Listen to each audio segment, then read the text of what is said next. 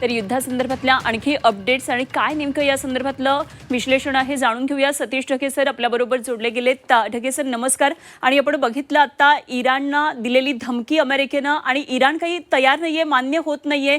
युद्ध बंदीचा जो प्रस्ताव आहे तो धुडकावून लावलाय. होर्मुझची चावी हरवली अशा प्रकारे ट्विट केलेलं आहे झिम्बाब्वे दूतावासाने. काय नेमकं या सगळ्याचं विश्लेषण आहे सर? नक्कीच अनुपमा, आज घडीला पश्चिम आशियामधली परिस्थिती ही अत्यंत स्फोटक त्या ठिकाणी झालेली आहे. मुळातच जर पाहिलं तर मागच्या काही दिवसामध्ये अमेरिकेने जबरदस्त कारवाई करत इराणचं air defence system, radar system उद्ध्वस्त केलेली आहे. म्हणून जर अमेरिकेनं ठरवलं तर नक्कीच त्यांच्याकडे असणाऱ्या B2 स्पिरिट बॉम्बरच्या माध्यमातून आणि बंकर बस्टर बॉम्बरच्या माध्यमातून इराणवर ते जबरदस्त हल्ला करू शकतात. त्यांचे पॉवर प्रोजेक्ट्स, त्यांचे असणारे वेगवेगळ्या प्रकारचे ब्रिजेस ते उद्ध्वस्त करू शकतात. ती क्षमता नक्कीच अमेरिकेमध्ये त्या ठिकाणी.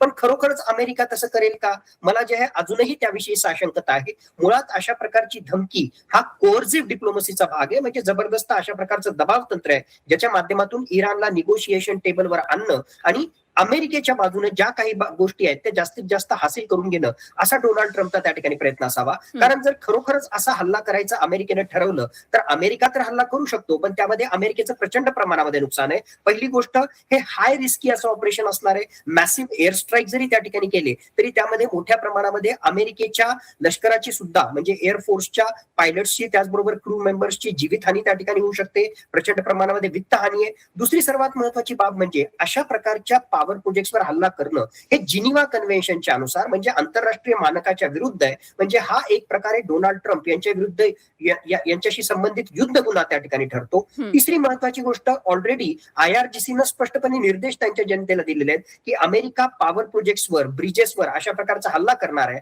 म्हणून तिथल्या लोकांनी ह्युमन चेन, मानवी साखळी त्या ठिकाणी करावी. म्हणजे आपल्याकडे जसं चिक्को आंदोलन त्या ठिकाणी झालं होतं आणि झाडांना मिठी मारून एक प्रकारे त्या झाडांना पाडण्यापासून परावृत्त त्या ठिकाणी केलं होतं, तसंच काहीसा प्रकार हा या पॉवर प्रोजेक्ट्सला ह्युमन चेनच्या माध्यमातून तिथल्या लोकांनी करावा, जेणेकरून आंतरराष्ट्रीय स्तरावरून सुद्धा डोनाल्ड ट्रम्प यांच्यावर दबाव येईल. म्हणून डोनाल्ड ट्रम्प जे आहे ही सगळी गोष्ट जी आहे सहजासहजी याविषयी साशंकता आहे. आणि दुसऱ्या बाजूला ऑलरेडी जी आहे चर्चा सुरू आहे. स्टीव्ह विटकॉफ आहे, जेरेड कुशनर आहे, त्याचबरोबर JD व्हान्स हे बॅक चॅनल डिप्लोमसीच्या माध्यमातून जबरदस्त प्रकारे त्या ठिकाणी मूव्ह करतायत. ऑलरेडी अमेरिकेनं 15 पॉईंट डील दिलेलं आहे. आता इराण सुद्धा अधिकृतरित्या 10 पॉईंट डील त्या ठिकाणी दिलेलं आहे असं म्हणतोय. म्हणजे ऍटलिस्ट चर्चा जी आहे बॅक चॅनल डिप्लोमसीच्या माध्यमातून चालू आहे. आणि मला वाटतं की खरोखरच या चर्चेच्या माध्यमातून, जसं मी वेळोवेळी मागच्या कित्येक आठवड्यांपासून म्हणतोय, हा पॉज जो आलेला आहे मागच्या 15 दिवसांचा, जो स्वल्प विराम आलेला आहे, पूर्ण विराम या युद्धाला लागणार नाही, पण हा स्वल्प विराम, हा पॉज आणखीन त्या ठिकाणी कंटिन्यू होऊ शकतो.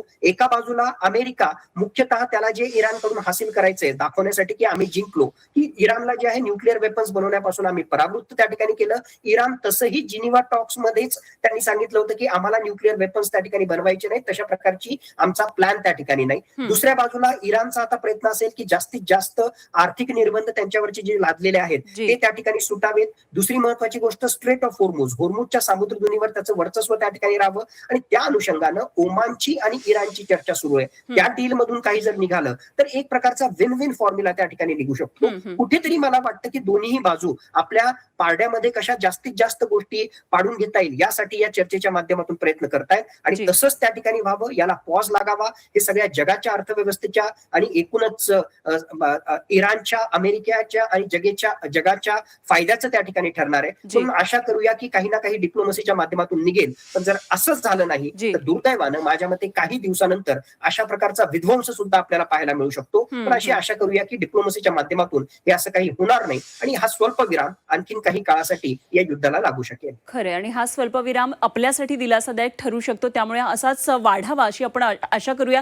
तर धन्यवाद दिलेल्या सगळ्या सविस्तर माहितीसाठी आणि केलेल्या विश्लेषणासाठी. सतीश ढगे सर आपल्या बरोबर होते.